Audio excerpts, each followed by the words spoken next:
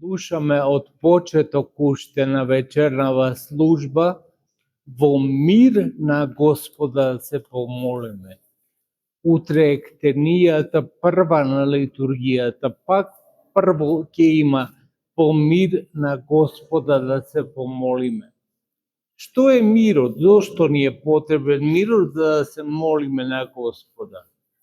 Гледате, браќи и сестри, во Украина има војна, па овде има компликации, поскапуваат одредени работи, и тоа релативно малку ги чувствуваме ние спрема колку е поблиску човек до Украина.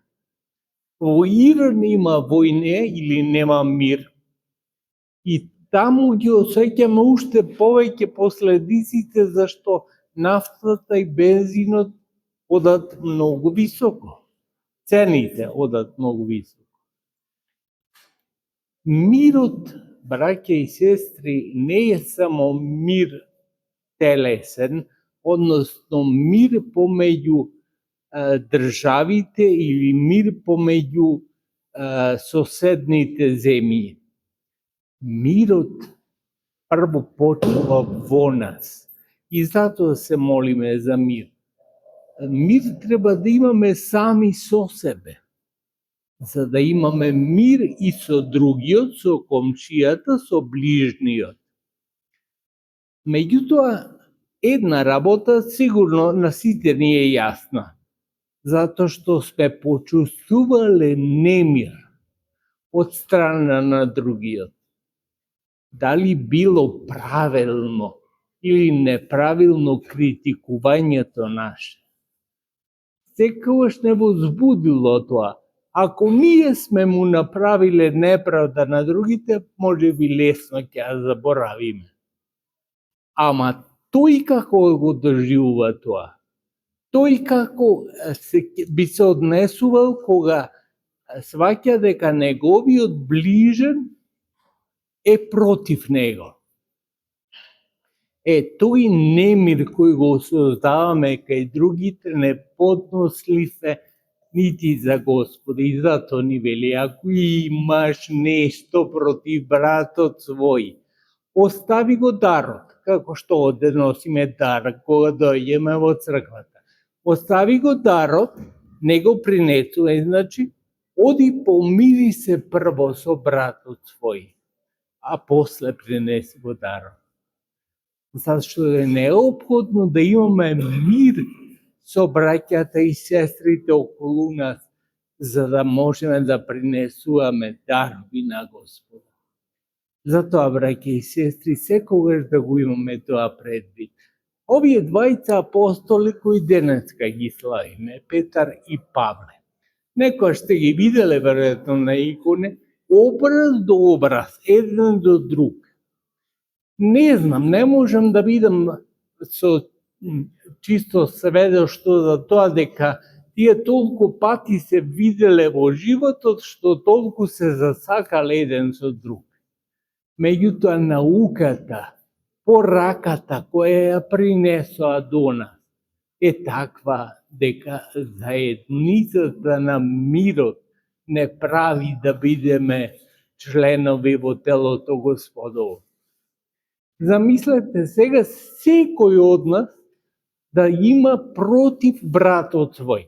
Па како ќе можеме едно тело, велиме сме на Господа? Како ќе можеме ние комши да бидеме, а не едно тело на Господа?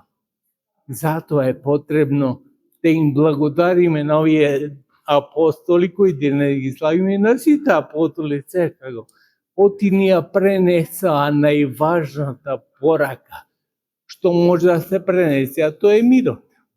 Мирот прво со себе, јас така и почнам. Ако се сеќавате дека ние често пати имаме немир со другите затоа што имаме немир со самите себе. Ние не можеме самите себе да се разбереме и сами со себе да излеземе накрај, а како да излеземе со ближниот свој накрај. Ама затоа е потребно да се смируваме, Не мирни да бидеме како бајчиња, што вела старите, туку да бидеме смирени. А тоа смирен е различен од мирен. Смирен човек значи да не се горде, да не мисли високо за себе. Мирен човек може да биде и без смирението. Се родил така, како некое наследство го добил мирот, да е мирен човек, и приметуваат, некој е помирен, некој поизбурлив карактер, меѓутоа и за едниот, и за другиот, и за третиот. Важна е пораката да биде смирен, а тоа да биде понизен пред Господа, а колку може и пред луѓето. Тоа не спасува.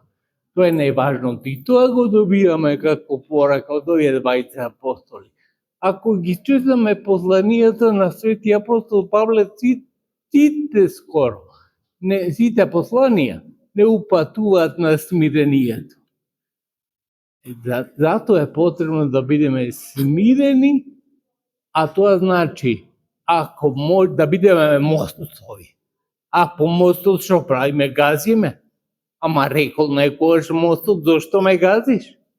Ако бидеме мостови, сите ќе не газат. Ама тоа е поголемо да бидеш мост, да му дадеш на некој да помине реката преку тебе. Тоа е важно да го научиме. Тоа го научивме од овие свети апостоли. И тоа е врховната наука од овие првоврховни апостоли Петар и Павле, кои ги славиме. Не ни отпуштаеш раба Твоего, Владико, благодатувај му с миром. И ако видите учимо и спасението, јежер се го тоа приликте на сих људи. Свето откровение Јадиков и славо људи Твоих Израиља.